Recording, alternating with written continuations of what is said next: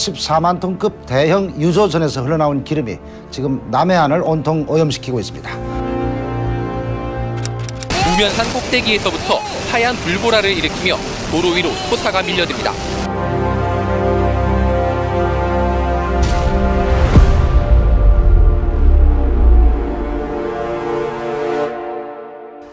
그때 그 재난 정진항입니다.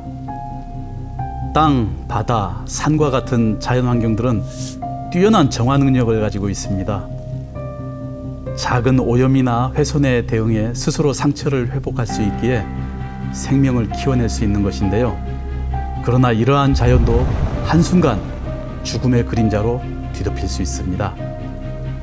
15년 전 여수에서 있었던 끔찍한 해양사고처럼 말이죠. 중동에서 원유 26만여 톤을 싣고 1995년 7월 광양항에 입항한 대형 유조선 시프린스호. 사흘째 원유 하역 작업을 하던 중 태풍 페이를 만나게 됩니다. 시프린스호는 남은 원유 8만여 톤을 싣고 급히 피항했지만 한 발 늦은 대처였습니다. 당시 태풍 페이의 최대 풍속은 초속 35m, 강풍과 높은 파도에 떠밀려난 시프린스호는 여수 오동도 남서쪽에 위치한 작도에 충돌하고 맙니다. 파손된 기관실에서 흘러나온 연료유의 폭발, 엔진과 선교 등의 큰 손상을 입은 배는 또다시 강한 풍랑에 떠밀려 암초와 부딪히게 됩니다. 그리고 좌초 위기에서 벗어나려 기관실의 기계를 조작하던 중 화재가 발생. 결국 선미가 가라앉기 시작하며 시프린스호는 침몰했습니다. 이때 탑승했던 승무원 19명은 구조됐지만 기관장은 끝끝내 가족의 품으로 돌아오지 못했습니다.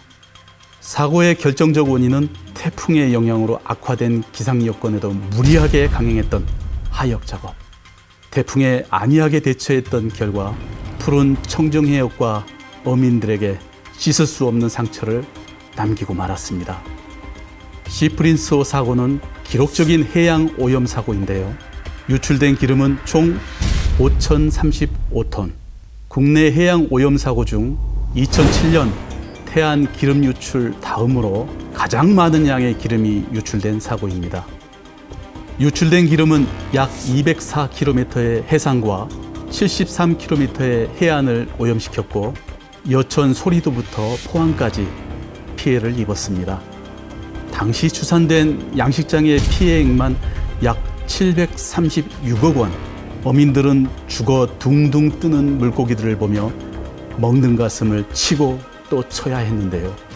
유출된 기름을 제거하기 위해 120척의 함정이 동원됐고 기름 흡착제, 기름 처리제 등 방제 비용만 244억 원의 예산이 들었다고 하니 그 피해 규모가 얼마나 막대했는지 짐작이 됩니다. 전국에서 자원봉사자를 포함해 동원된 방제 인력만 약 17만 명. 이들은 해변에 밀려온 기름을 제거하기 위해 조약돌 하나하나 흡착보로 닦아내며 방제 작업을 했습니다. 자연현상으로 인한 무서운 재해는 지난 2011년에도 발생했습니다. 7월 26일부터 갑자기 우리나라 중부 지역에 시간당 100mm가 넘는 엄청난 양의 비가 내렸습니다. 한 지역에 갑자기 많은 비가 쏟아지는 집중호우. 그날 서울 서초구 우면동에도 300mm가 넘는 폭우가 쏟아지고 있었는데요. 이미 우면산은 많은 장맛비로 토사가 유출되고 있던 상황. 특히 터널과 생태공원, 아파트 등 여러 가지 난개발이 이루어지고 있던 탓에 산사태에 취약할 수밖에 없었습니다.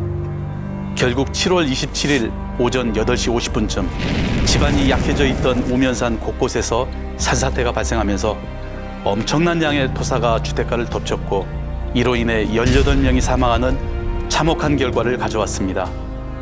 우면산 산사태는 자연이 불러온 재난이었지만 피해가 컸던 이유는 바로 우리 인간의 욕심 때문이었습니다.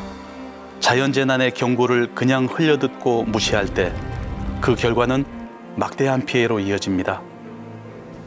30도를 웃도는 한여름 무더위를 피해 계곡, 하천, 바다 등으로 물놀이를 떠나는 분들이 많으실 텐데요.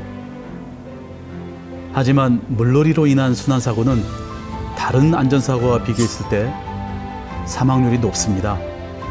물놀이 사고에는 어떤 유형이 있는지 되돌아보겠습니다. 지난 2018년 7월 다슬기를 잡으려다 미끄러진 60대 남성이 실종된 지 50분 만에 숨진 채 발견됐습니다.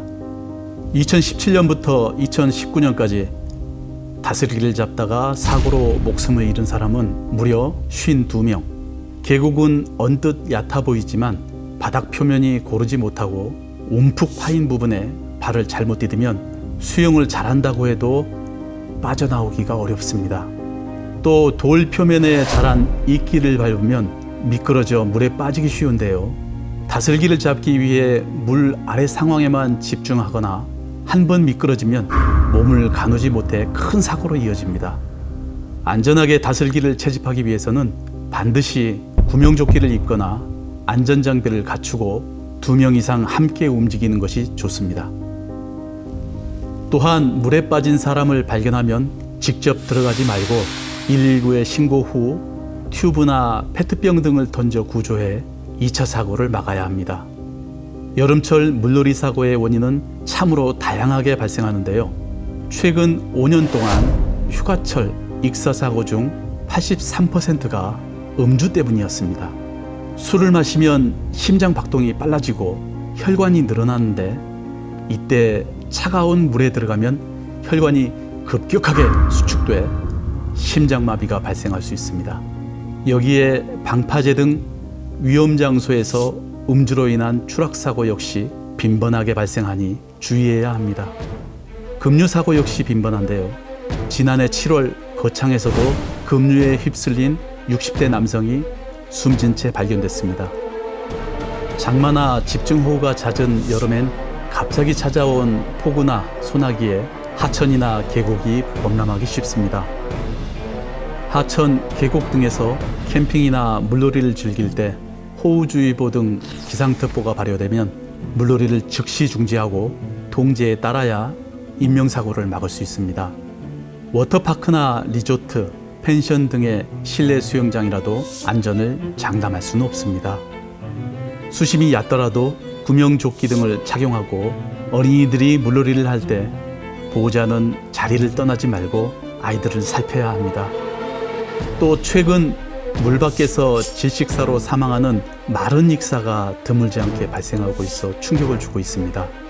주로 만 3세 미만의 어린이들에게 많이 발생하므로 호흡곤란, 잦은 기침, 가슴 통증 등이나 말하기 어려워하거나 기운이 없어 졸거나 지치는 경우 마른 익사를 의심해 봐야 합니다.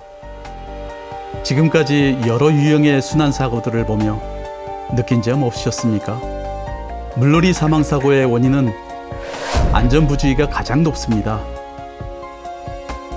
수영을 잘한다고 해도, 물이 얕아 보인다고 해도 구명조끼, 튜브 등의 안전장비를 꼭 갖춰야 하는데요. 안전의 기본만 지킨다면 사고를 예방할 수 있고, 만에 하나 불의의 사고가 발생하더라도 최악의 상황은 피할 수 있다는 사실 잊지 마시기 바랍니다.